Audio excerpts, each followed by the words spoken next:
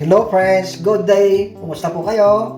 Ngayon, magluluto tayo ng patula at ampalaya na lagyan natin ng steam na tahong. Ito po, may natitira pa ako sa aking fridge na in-steam ko noon. Ito po ang gagawin natin, isahog.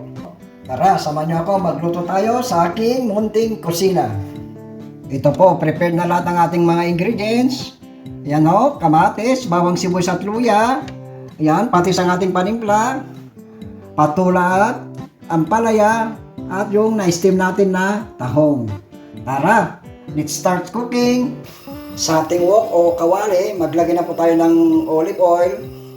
Or anong klase ng mantika ang gusto nyo. Mag-isa na po tayo ng aromatics. Ayan, bawang at luya.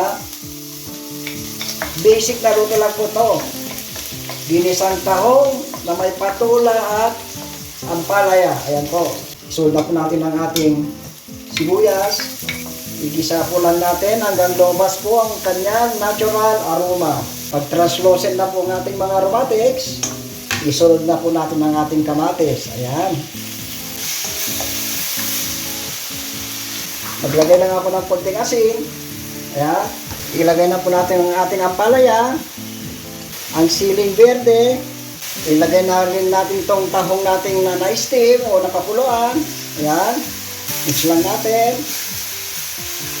Maglagay ako ng konting patis. Ayan po. Paminta. Ang bango. Maglagay ako ng konting MSG. Ayan.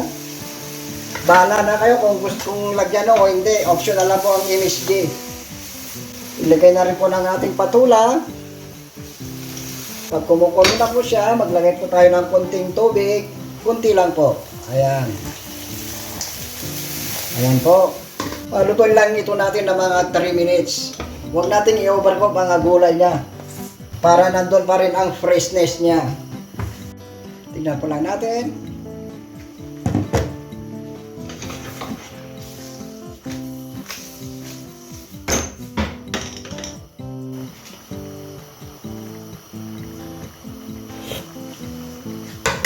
Sarap. Magdagdag tayo ng konting patis.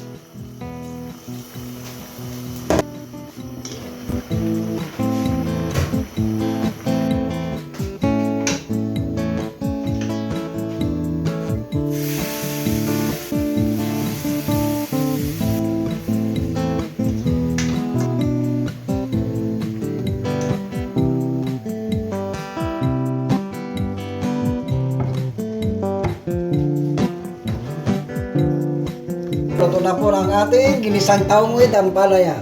Sana nagustuhan nyo ang aking recipe. Tikman po na natin.